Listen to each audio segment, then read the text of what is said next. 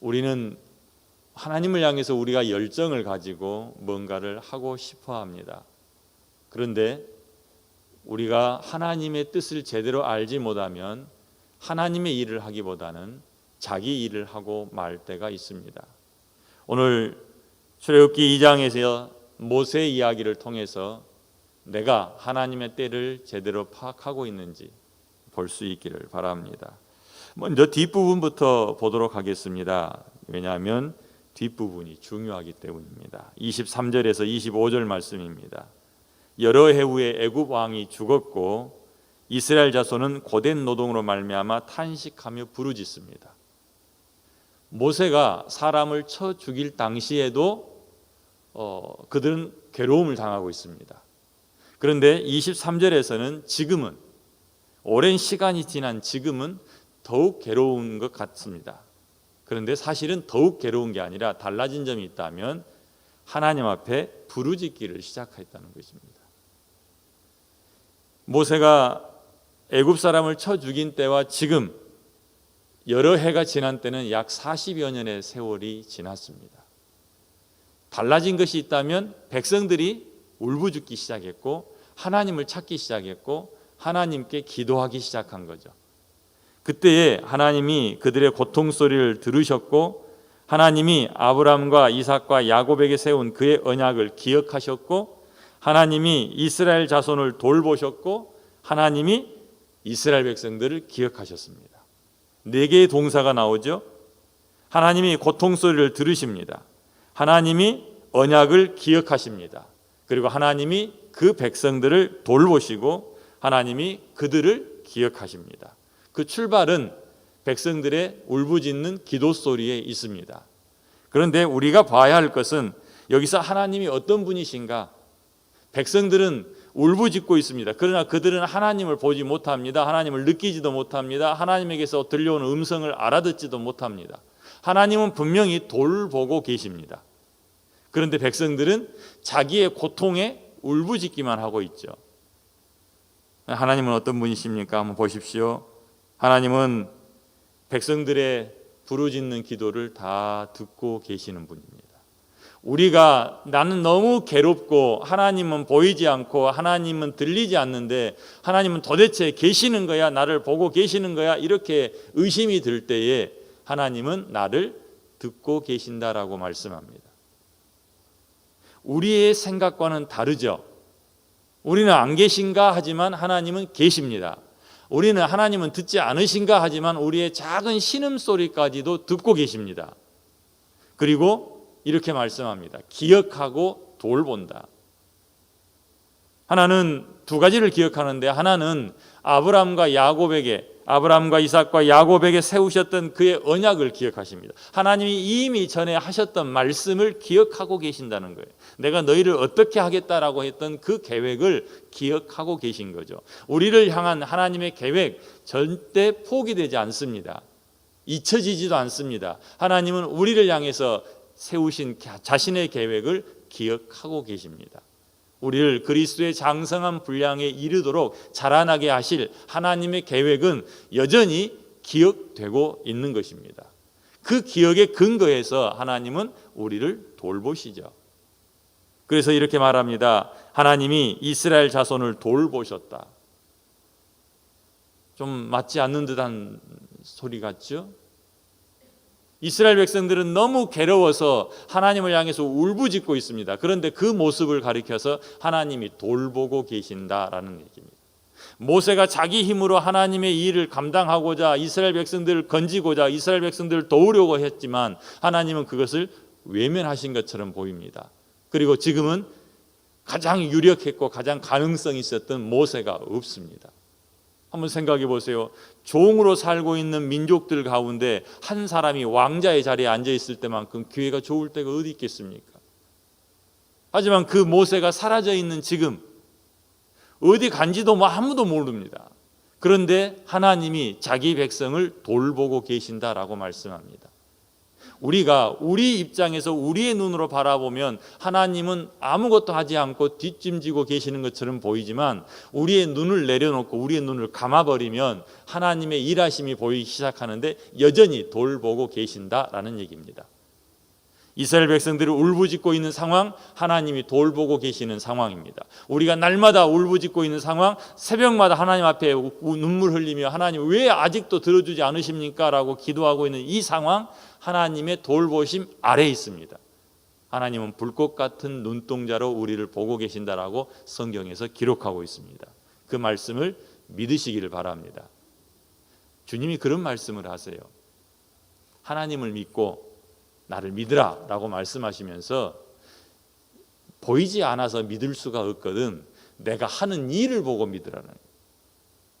하나님이 눈에 보이지 않아서 하나님을 믿을 수가 없거든 예수님께서 하시는 일을 보고 하나님을 믿어라 라고 말씀하십니다. 때로는 우리 눈에 보이지 않아서 믿을 수 없다라는 생각이 들 때에 그때도 여전히 하나님을 신뢰할 수 있는 믿음이 우리 안에 있기를 바랍니다. 하나님은 우리를 돌보고 계십니다. 돌보고 계시기 때문에 뭐라고 말씀하냐면 그 다음에 그들을 기억하고 계신다라고 말씀합니다. 아직 하나님의 때가 이르지 않았기에 우리에게는 구원이 없는 것처럼 보입니다. 하나님의 방법이 아닌 내 방법을 원하고 있기 때문에 하나님이 일하시지 않는다라고 우리는 생각할 수 있습니다. 그러나 기억하십시오. 하나님은 항상 일하고 계시고 하나님은 하나님의 때에 일을 하시고 하나님은 하나님의 방법으로 일을 하십니다. 내가 내 때에 내 방법으로 바라보기 때문에 하나님은 보이지 않고 하나님은 아무것도 하지 않는 것처럼 보이는 겁니다. 하나님은 여전히 살아계십니다. 하나님은 여전히 우리를 향해서 일하고 계십니다. 우리를 향해 약속하셨던 모든 약속을 기억하고 계십니다. 그 약속의 근거에서 하나님의 때에 하나님의 방법으로 우리를 찾아오시기 때문에 우리는 이렇게 고백합니다. 지금도 하나님 보호 아래 있습니다. 하나님이 우리를 돌보고 계십니다. 나의 이 고통 속에서도 돌보고 계십니다. 한번 생각해 보십시오. 이스라엘 백성들이 하나님의 돌보신 가운데 있다라고 말합니다. 그러면 그들의 지금 노역하는 것, 고통 소리는 이게 하나님의 돌보심에서 벗어나 있습니까? 아닙니다. 그 안에 있습니다. 모세를 볼까요? 모세는 그가 하나님을 위해서 일하려고 애썼지만 하나님이 그를 내팽개친 것처럼 보입니다.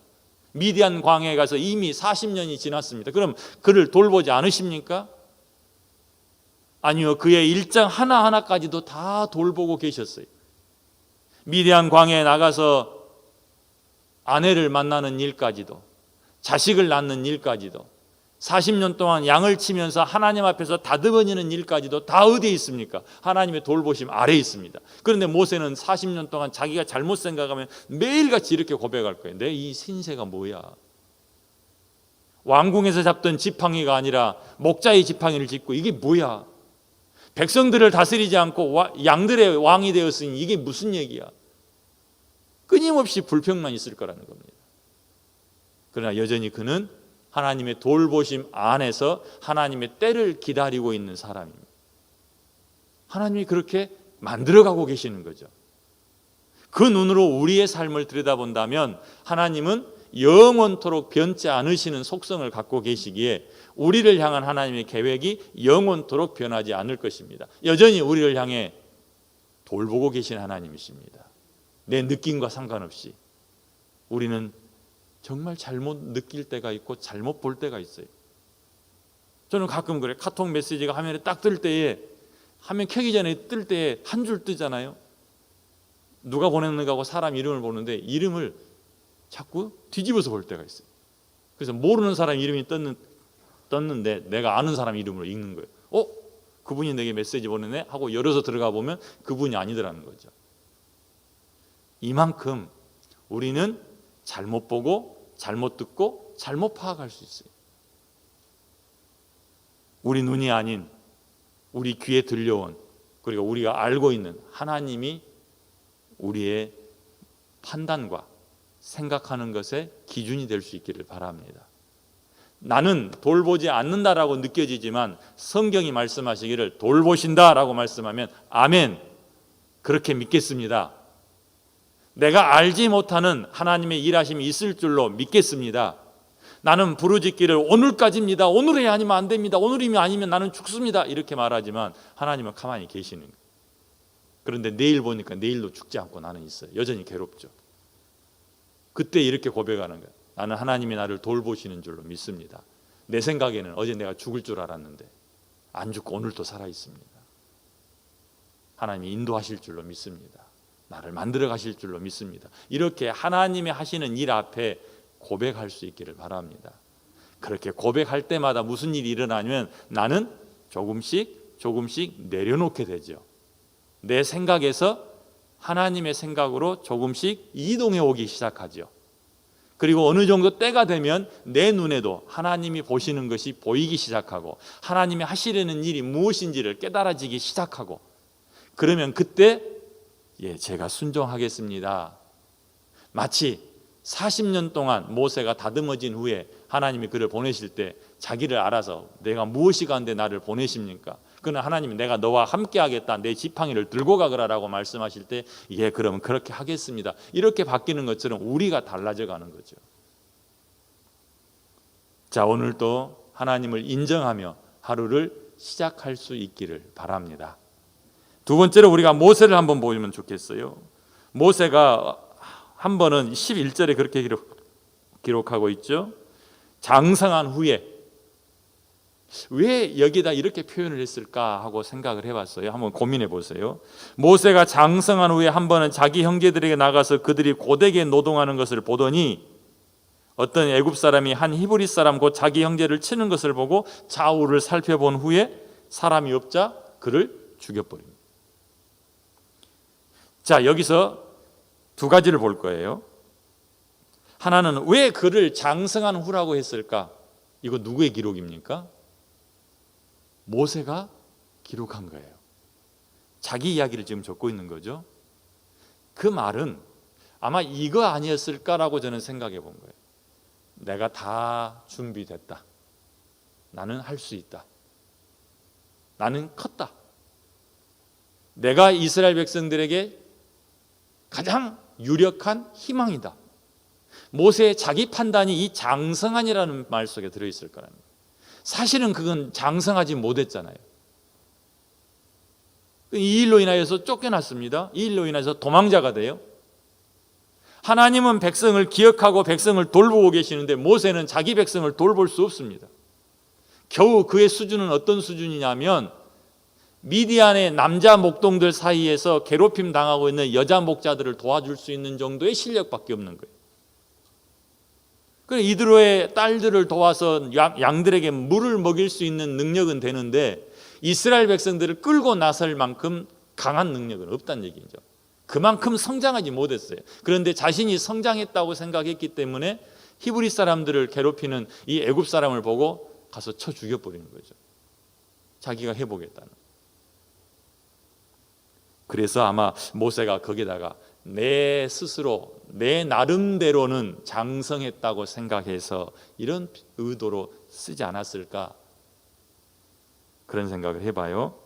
자, 모세에게서 우리가 봐야 될 것은 이겁니다. 하나님의 때가 아닌 자신의 때에 일을 할 때에 그 일은 하나님의 일이 아니라 자기 일이 되고 말았다. 하나님의 방법이 아닌 자신의 방법으로 다가설 때에 그는 하나님의 구원자가 아닌 살인자가 되어서 도망자 신세로 전락하고 말았습니다. 모세에게서 배워야 될 점입니다. 내가 장성했다라고 생각할 때에, 하나님 없이 홀로 설 수 있다라고 생각했을 때에, 하나님의 때가 아닌 내가 생각하는 그 때에 내가 움직인다면 모세처럼 실수하기가 쉽다는 말씀입니다. 다시 말씀드립니다. 하나님의 때가 아닌 내 때에, 내가 생각하는 그 때에 일을 하면 나는 하나님의 일이 아닌 내 일 하다가 실패하고 맙니다. 하나님이 기뻐하시는 방법, 하나님이 준비해 놓으신 방법이 아니라 내 지식, 내가 가진 힘, 내 방법으로 다가서면 그때는 살인자가 되고 도망자가 되는 결과를 가져온다는 것입니다. 여러분의 삶을 한번 돌아보십시오. 여러분은 하나님의 때를 얼마나 잘 분별하고 하나님의 방법을 얼마나 잘 찾아내서 일해 왔습니까? 모세와 같이 자기를 보지 못하고 때를 분간하지 못한다면 우리는 하나님의 일이 아닌 내 일을 할 것이요, 하나님이 하시려는 일을 가로막는 일이 될 것입니다. 끊임없이 우리가 기도해야 될 것은 하나님의 뜻이 어디에 있습니까? 하나님, 내가 무엇을 해야 합니까? 언제 해야 합니까? 참 쉽지 않습니다. 그러나 이제 출애굽기를 묵상해 가면서 모세가 하나님을 만난 후에 그의 변한 태도를 보면 조금씩 이해가 되어질 겁니다. 그가 호렙산에서 하나님을 만났을 때에 하나님 앞에서 그의 고백을 들어보면 그가 하나님의 뜻을 발견해가는 방법이 나온다는 말씀이죠. 오늘은 크게 두 가지를 함께 나누었습니다. 하나님이 어떤 분이십니까? 하나님이 이렇다라고 말씀하시면 내 생각하고 달라도 예, 그렇게 알겠습니다, 믿겠습니다 하고 받아들이시기를 바랍니다. 우리가 믿는 하나님, 그 하나님은 어떤 하나님이십니까? 오늘 23절에서 25절 말씀에서 그렇게 말씀하고 있죠. 우리의 고통 소리를 들으시는 하나님이십니다. 하나님은 어떤 분이십니까? 우리에게 말씀하신 자신의 약속들을 기억하시는 분이십니다. 결코 중간에 포기하거나 변경하거나 우리를 버리지 않으신다는 말씀이죠. 셋째, 이스라엘 자손을 돌보셨던 것처럼 우리가 느끼는 역경 속에서도 여전히 우리를 돌보고 계십니다. 내가 날마다 부르짖는 그 상황 속에서도 하나님은 나를 돌보고 계십니다. 네 번째, 하나님은 우리를 기억하고 불꽃 같은 눈동자로 지금도 보고 계십니다. 그 하나님을 신뢰하시기를 바랍니다. 그 하나님을 인정하시기를 바랍니다. 두 번째로 모세 이야기를 통해서 우리가 보았지요. 하나님의 때가 아닌 내 때에 일을 해서는 안 될 것이며 하나님의 방법이 아닌 인간적인 방법으로 접근해서도 안 될 것입니다. 지혜를 얻으실 수 있기를 바랍니다.